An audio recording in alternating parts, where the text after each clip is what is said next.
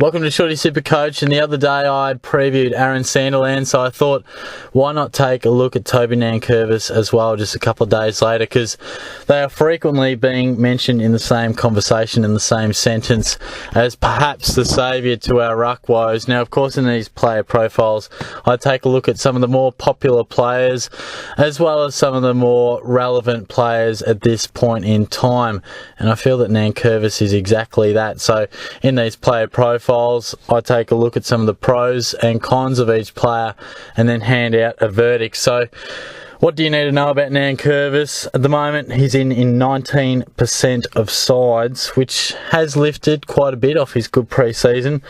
He's a forward ruck and is at 366,400, so certainly isn't cheap, but he is potentially cheap if his pre-season output is anything to go by.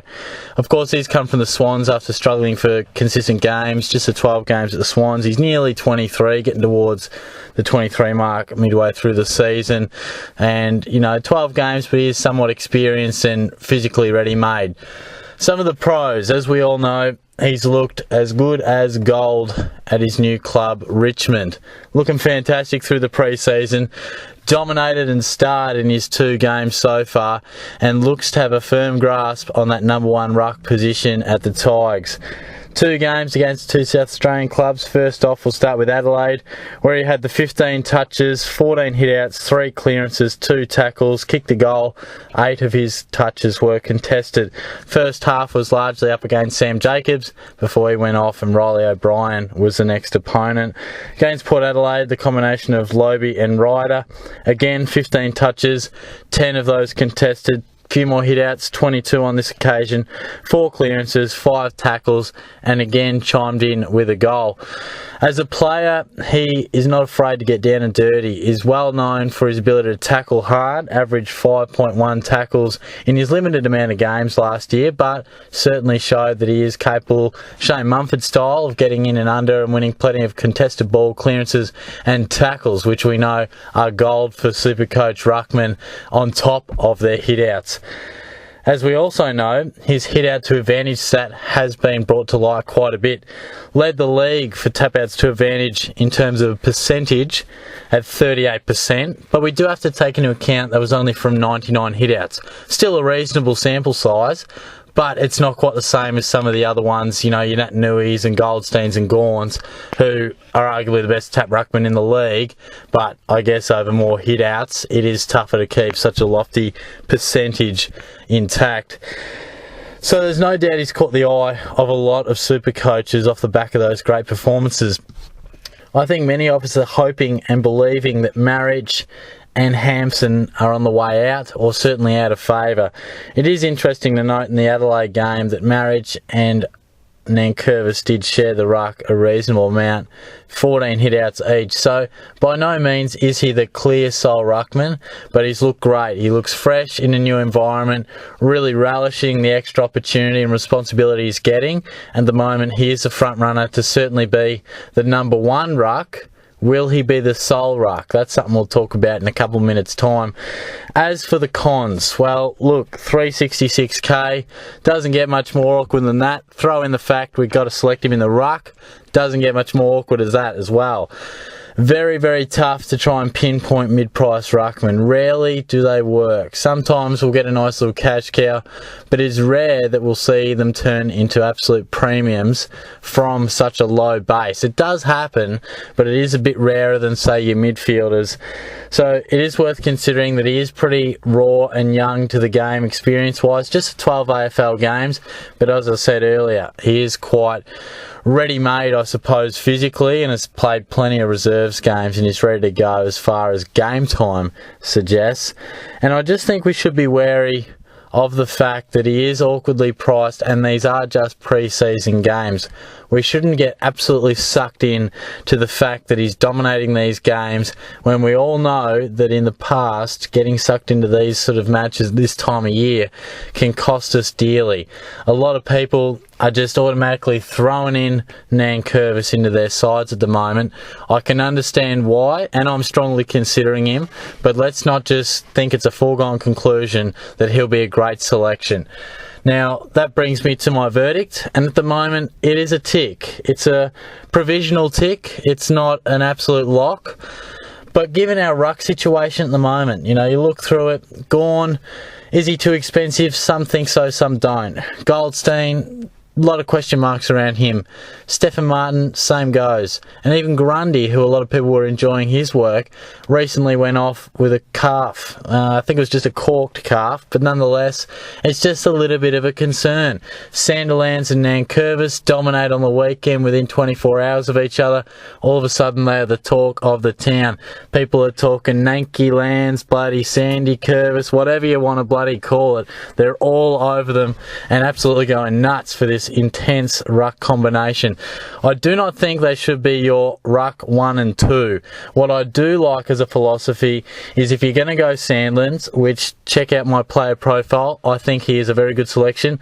Also awkwardly priced, but in comparison to Nankervis, Sandilands has the runs on the board. I think if you're going to go with that, which I do advise, providing no hiccups to Sandilands throughout the rest of the pre-season, then I think Nankervis becomes even more relevant and required in the forward line. I feel it's still the sort of same risk versus reward scenario, but you just might feel that you definitely need some insurance. And at the moment, Nankervis is looking like the best insurance going around.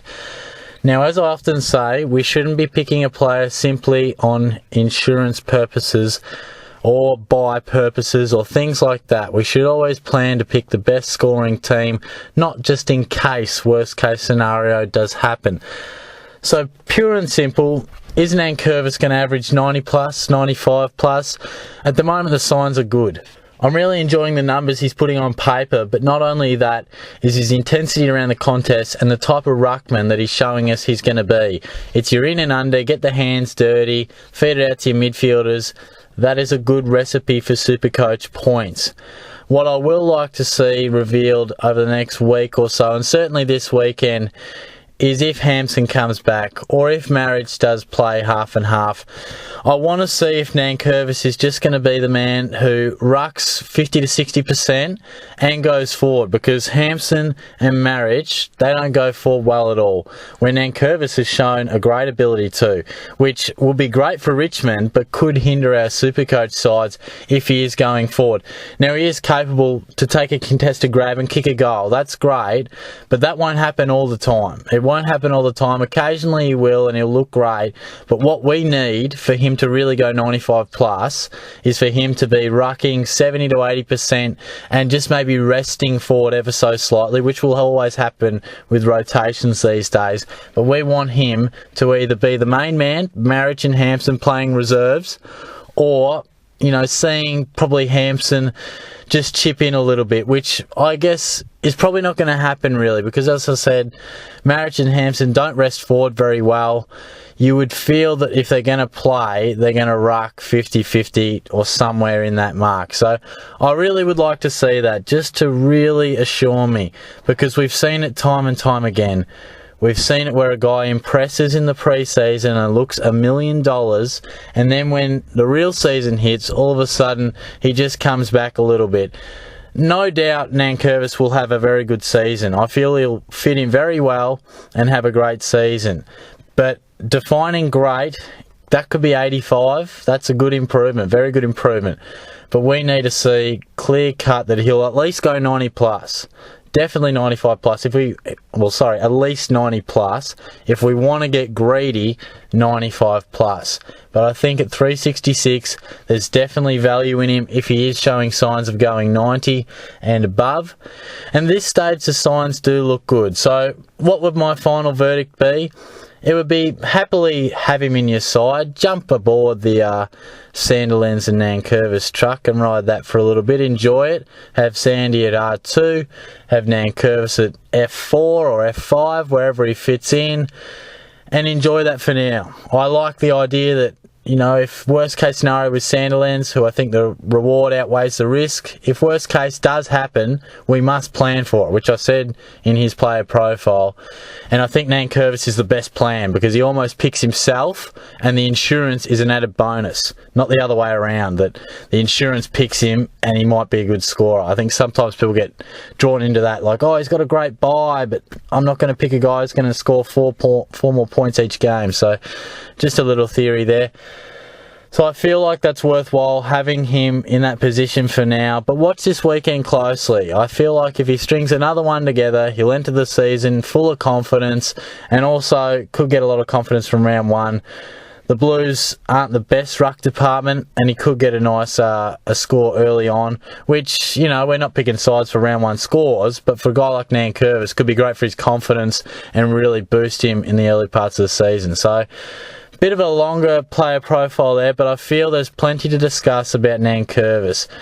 A lot of people are getting excited about him, and rightly so, but let's not just think he's a lock, throw away the key sort of player. He is mid-priced, he hasn't played many games.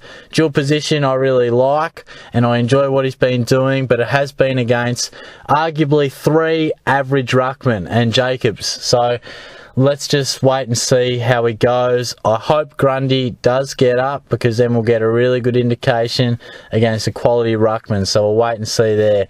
But if not, get along, try and watch the game, try and watch the replay. I'll be certainly endeavouring to do so.